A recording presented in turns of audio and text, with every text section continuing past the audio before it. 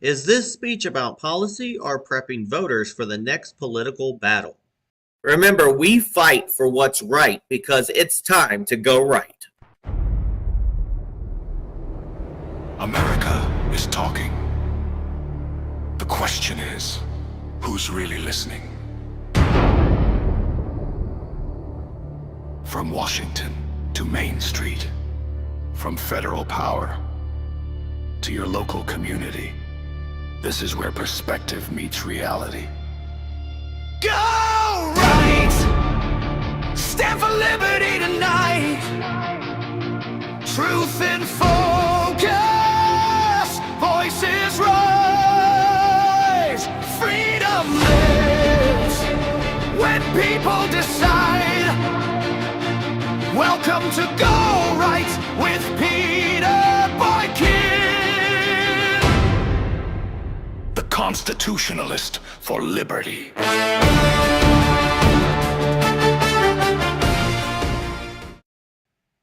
Is this speech about policy or prepping voters for the next political battle? Welcome back to Go Right with Peter Boykin, the Constitutionalist for liberty. When we talk about the State of the Union, most people think about applause lines, partisan reactions, and the immediate media spin that follows. But if you step back and look through the lens of a constitutional republic, something deeper is happening.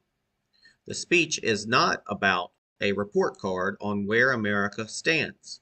It is an attempt to define where America believes it is going, and more importantly, who gets to decide that direction.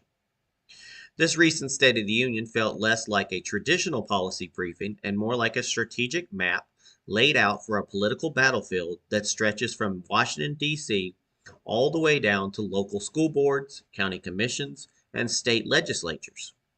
Every major theme, whether economic nationalism, border security, energy independence, or global strength, was framed not only as a governing agenda, but as a call to voters ahead of ongoing elections. That matters because in our system, speeches do not change the country. Elections do. A president can propose vision, but Congress writes laws. States interpret those laws. Local governments apply them in ways that directly shape everyday life.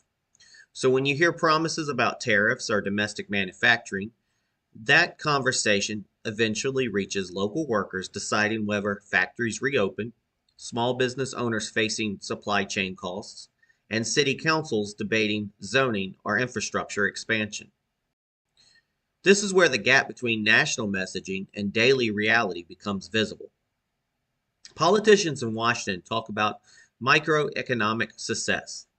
Meanwhile, Americans talk about grocery bills, rent payments, insurance costs, and whether their paycheck stretches far enough to cover the month.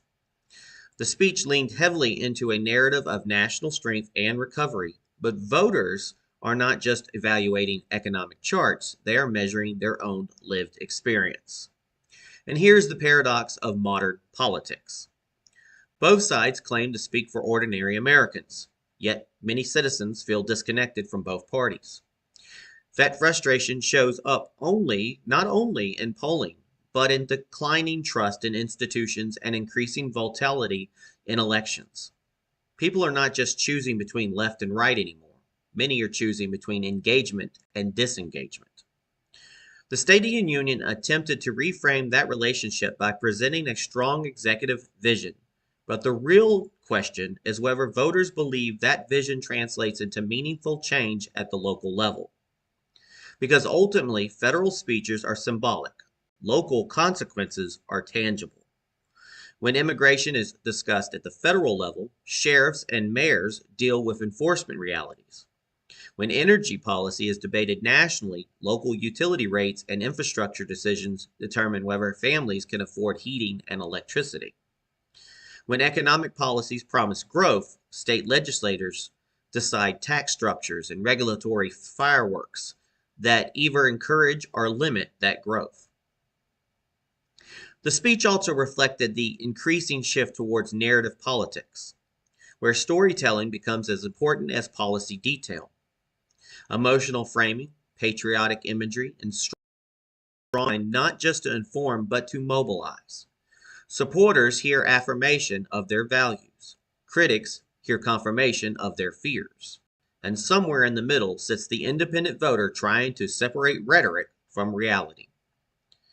That independent voter may be the most important audience right now, because elections are no longer decided purely by party loyalty. They are decided by turnout, enthusiasm, and whether voters feel that anyone is actually addressing their real concern. Rising costs, public safety, education quality, local economic opportunity, and government accountability are issues that cross ideological lines. This is why the State of the Union cannot be viewed in isolation. It is a part of a larger cycle where federal messaging sets the tone, state leaders adapt that tone into legislation, and local candidates turn it into campaign slogans. The speech becomes a blueprint that echoes through campaign ads, town halls, and community debates. And here's something worth thinking about.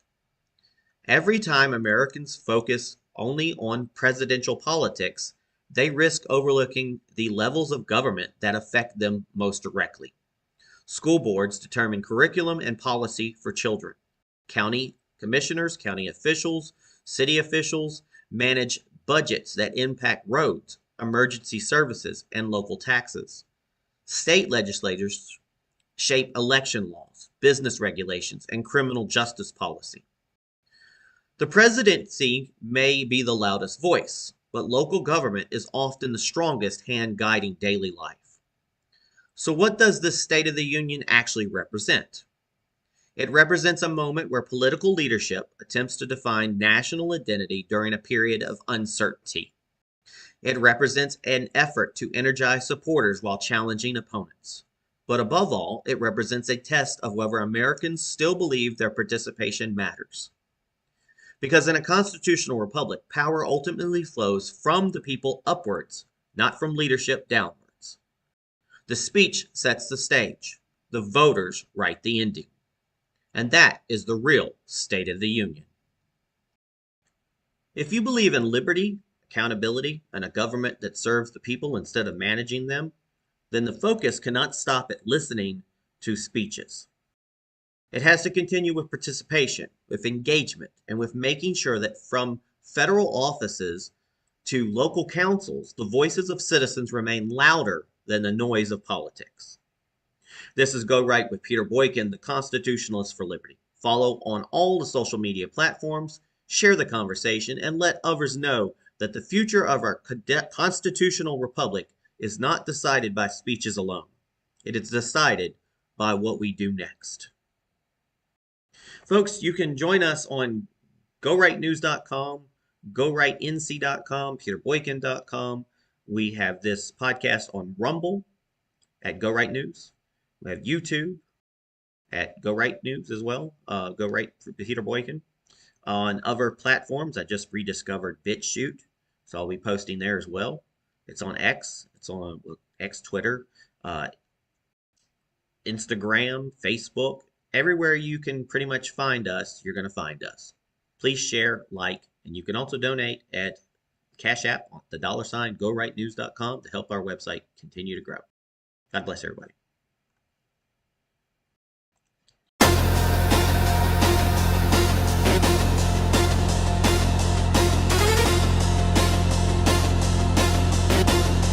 Rising for future, go right!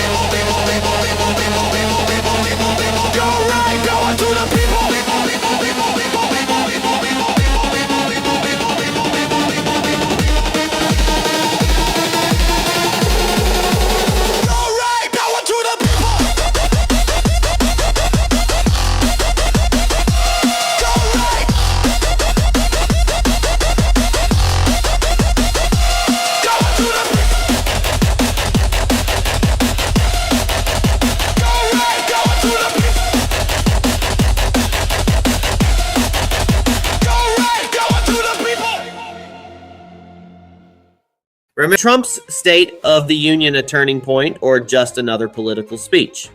Welcome back to Go Right with Peter Boykin, the Constitutionalist for Liberty, where we slow down the noise of the headlines and take a deeper look at what is really happening in our constitutional republic.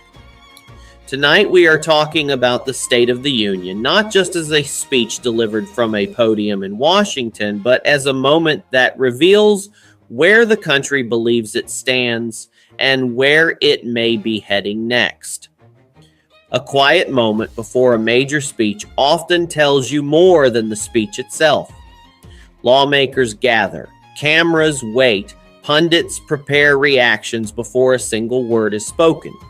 And across America, people either lean forward with hope or lean back with skepticism. That tension is the real state of the union. It is not simply the words spoken inside the chamber, but the expectations carried by millions of Americans watching from living rooms, workplaces, and phones across the country. It reflects a nation wrestling with competing visions of its future. The recent State of the Union delivered by President Donald Trump was not just a policy presentation. It functioned more like a signal flare aimed at the entire political system, from federal power struggles all the way down to local elections shaping everyday communities. In a constitutional republic, speeches like this are less about ceremony and more about direction. The real question is not whether the speech sounded strong or controversial. The real question is how its themes translate into action at every level of government. The address framed America as entering what was described as a renewed era of prosperity, a kind of economic reset built around tariffs, tax policy, and domestic production. The message projected confidence, emphasizing national strength and a return to American manufacturing power. Supporters heard affirmation of a populist economic approach centered on American workers and economic independence. Critics heard political theater, arguing that optimism and national statistics does not always match the reality many Americans feel in their daily lives. And this is where the deeper tension appears. Federal policy narratives often collide with kitchen table economics. Families are not judging economic success by press releases or market reports. They judge it by grocery prices, rent payments, insurance costs, and whether their paycheck still stretches far enough to make it through the month. Inflation concerns, housing affordability, and rising energy bills remain front of mind regardless of political affiliation. From a constitutional perspective, the executive branch proposes direction, but Congress determines whether that direction becomes law. That reality ties every presidential speech directly to elections and legislative battles still to come. As the speech moved into national security themes, immigration enforcement and border security became central pillars, framed as matters of sovereignty and public safety. Foreign policy warnings emphasized global instability and international threats, presenting the world stage as a test of American strength. These issues do more than dominate cable news debates. They activate different voter priorities and ripple into state and local decision-making. Sheriffs, mayors, and community leaders ultimately deal with the real-world outcomes of national policy. Local candidates frequently mirror federal talking points, translating global concerns into neighborhood campaign language that voters encounter closest to home. Shifting from security to economics again, the speech highlighted policy proposals designed to reach beyond Washington. One initiative focused on expanding retirement savings access for Americans without employer plans, a proposal that, if enacted, would ripple through state economies, financial institutions, and workforce planning. Another announcement targeted energy infrastructure costs, suggesting large technology companies operating energy-intensive data centers should carry more of the burden rather than consumers. Even if the practical effects take years to materialize, the messaging speaks directly to voters frustrated by high utility bills and rising living costs. Federal proposals often sound abstract, but they eventually shape municipal budgets, local services, and long-term economic stability within communities. This leads directly into the gap that defines modern politics. National speeches emphasize broad economic indicators, while Americans evaluate reality through personal experience. Rising costs, healthcare expenses, housing pressures, and local taxes define how voters interpret political promises. Elections are often decided in the space between national messaging and lived reality. Federal leaders speak in macroeconomic language, but local voters make decisions based on whether their communities feel safer, more affordable, and more stable. And hovering behind every word of a State of the Union address is the shadow of elections. These speeches are never just summaries of policy. They are campaign roadmaps. The themes emphasized signal priorities to congressional candidates, state legislators, and local officials preparing for upcoming races. Midterm elections determine legislative control, shape taxation and education policies at the state level, and influence local boards responsible for zoning, policing, and public services. A president may set the narrative, but local races ultimately determine whether that narrative becomes reality. What often goes unnoticed is how deeply federal rhetoric influences local governance. National messaging shapes state budget priorities through funding signals. It drives school board debates through cultural narratives. It affects law enforcement priorities and infrastructure planning decisions that directly impact communities. In a constitutional republic, power does not move in only one direction. Federal leadership provides themes, but state and local leaders decide implementation, and citizens ultimately judge the results. Perhaps the most revealing element of this moment is what the speech signals about the future beyond immediate policy debates. Political observers are already looking ahead, evaluating how these themes may shape the next presidential cycle. On the Republican side, future candidates may attempt to carry forward a Trump-style populist message focused on sovereignty and economic nationalism. On the Democratic side, emerging figures may emphasize institutional stability, social policy priorities, or alternative economic frameworks. American elections increasingly revolve around competing narratives about identity and direction, rather than purely technical policy debates. The speech becomes more than a reflection of current leadership. It becomes a preview of ideological battles that could define the 2028 political landscape. All of this raises a fundamental question. Was this State of the Union primarily a governing tool or a campaign stage? The honest answer is that it was both. Presidential messaging must govern, persuade, and mobilize simultaneously. It must reassure supporters, challenge opponents, and test ideas that may define future elections. And that brings us back to the real meaning of the State of the Union. It is not found in applause lines or partisan reactions. It is found in what happens afterward. In a constitutional republic, speeches start conversations, but voters decide outcomes. The presidency sets tone, but local elections set reality. School boards shape education. County officials manage budgets. State legislators write laws that affect daily life far more directly than any single national address. The real question is not whether this speech was historic or political. The real question is whether Americans remain engaged enough to shape what comes next. Because the future of the country is never decided by one speech, one headline, or one election cycle. It is decided by citizens who choose participation over apathy and action over frustration. This is Go Right with Peter Boykin, the Constitutionalist for Liberty. Stay informed, stay engaged, and remember that the true State of the Union is written not in Washington speeches, but in the choices made by the American people every single day.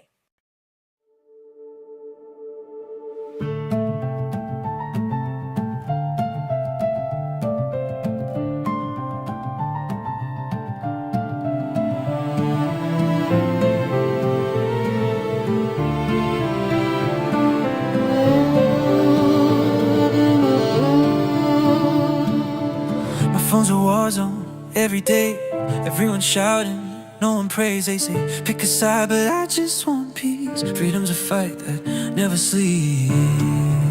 Oh, oh, oh, oh, oh, oh. They call it progress when you can't speak. They call it love, but they crush the weak. I won't hide, won't look away. I'll go right anyway. Oh, oh, oh.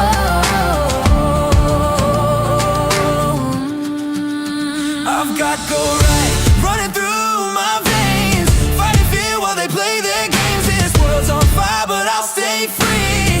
Can't cancel truth or liberty. Yeah.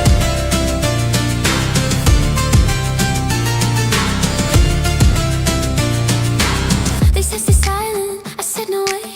They said comply, but I still pray. The flag still waves, the dream's alive. We go right to keep it bright. No hate can drown this heart of mine. We stand for truth through every line, for every voice they try to hide.